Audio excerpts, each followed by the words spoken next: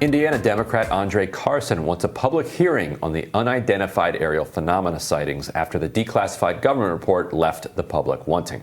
We always have to look at natural phenomena. We have to look at the weather balloons. We have to look at drones. We have to look at aircraft that we may not be able to understand. At least most people may not be able to understand.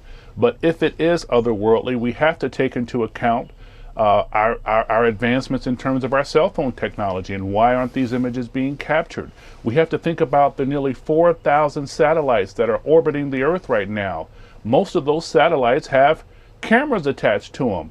Why hasn't any of that information been released? And so we still want to make sure that our adversaries don't have a technological edge on us, but we still can't rule out that 2 to 6% that could be something we can't explain, maybe even otherworldly. So my hope is, as the chairman of the subcommittee on counterintelligence and counterproliferation, that we will have a series of hearings and possibly a public hearing in the very near future.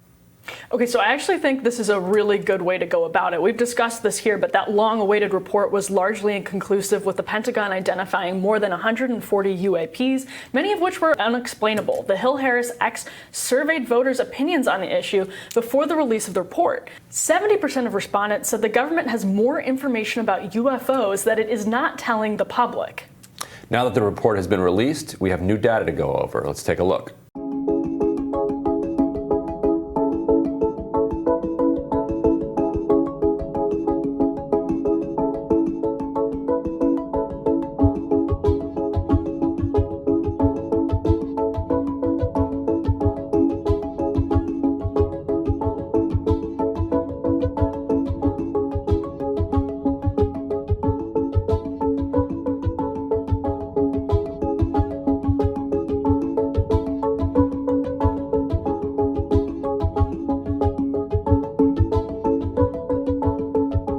UFOs, UAPs, alien life forms. We saw some unclassified documents from the Pentagon. Do you believe there's alien life form, and will this open up a bigger investigation into UFOs?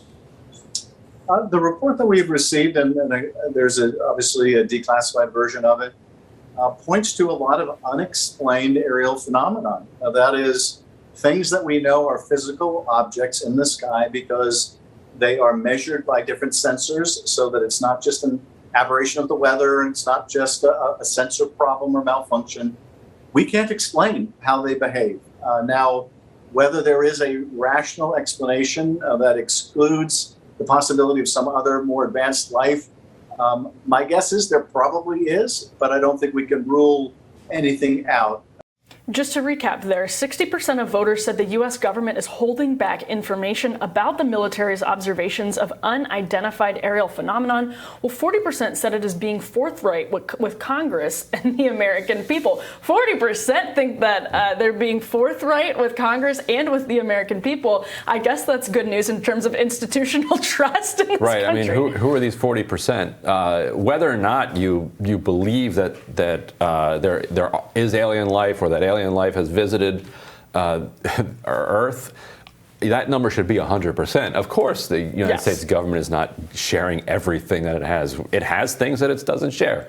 Come on, people. That's how this works. Yeah, come on. You could do better than that, people. And so to the congressman's point, he's saying that 2 to 6% is absolutely essential. And that's why I would urge that 40% of Americans to perhaps change their answer to that question, because the 2 to 6% is all you need. You just need 1% of this to be otherworldly for it to be exactly what everybody's curious about, and for it to be a basically like earth-shattering bit of knowledge. I mean, we still have, and that's the thing, is that report, which was disappointing to people, it did lump these things into different categories, sort of as the congressman was saying, helpfully. And it did say, here, we know these things could fall into these 4 buckets, but this one bucket does exist, and we still can't explain it. They didn't give us a lot more about that, but that's really the key thing. And it is absolutely, the government knows much more than they'll say. I mean, we've even seen presidents sort of alluding to that between President Obama and President Trump. We've seen them kind of allude to that, dance around around it. And we've had people, ex-Pentagon people, saying the same thing.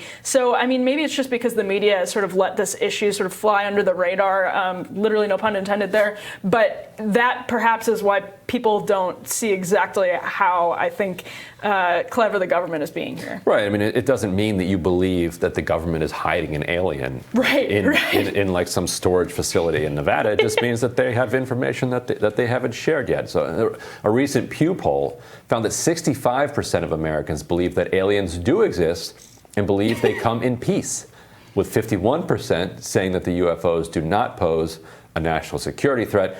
I'm impressed, given human history, that humans would believe that another species would be coming in peace, given that if we went somewhere else, we would not be coming in peace. You know, it's the interesting thing is that this is what we really have no information about. We can make some certain inferences from the fact that a lot of these UAPs have been seen around like nuclear sites.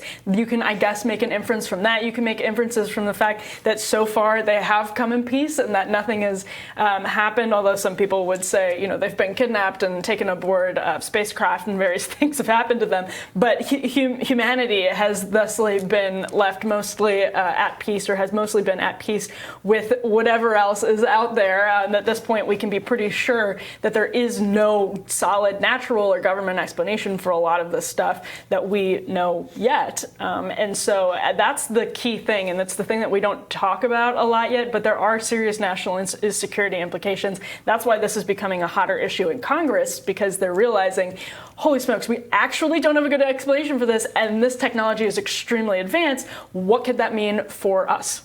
Yeah, we'll see. We'll see.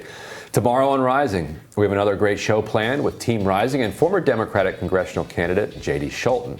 Don't forget to like, share, and subscribe so you don't miss any of our videos. And we'll see you tomorrow. Have a great Wednesday afternoon. See you tomorrow.